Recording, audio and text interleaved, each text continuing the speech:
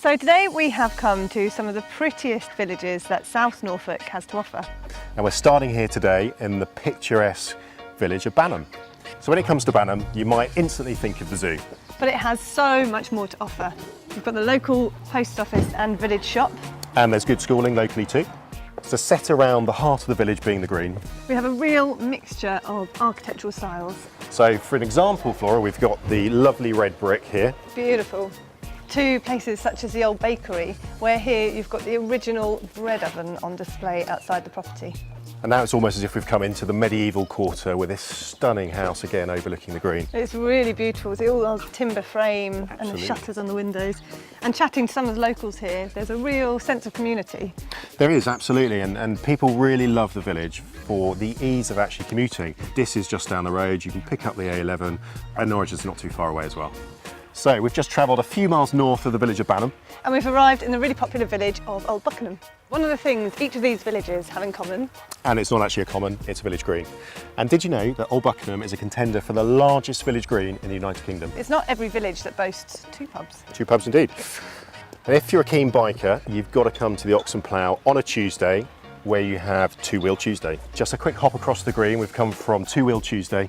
And we've arrived here at the Gamekeeper. So if it's lunch, dinner or afternoon tea you're after, pop over the road. So also set on the green, we've got the great convenience store behind us. Yes, so if it's a pint of milk you need in the morning or a loaf of bread, you've got somewhere you can pop down to get it. Hey look, we're on a roll here. What are you talking about? That's not a bakery. Oh wow, there is. Hey, what's the fastest cake in the world? I don't know. Scone. So our tour now brings us to the village of New Buckenham. Set around a village green and also around a medieval grid pattern. Wow. And each of the villages we've seen today offer the amenities that people really look for in a village, but each one having its own individual style. So we've got the local pub. Yep. King's Arms or King's Head? Definitely the King's Head. Yes.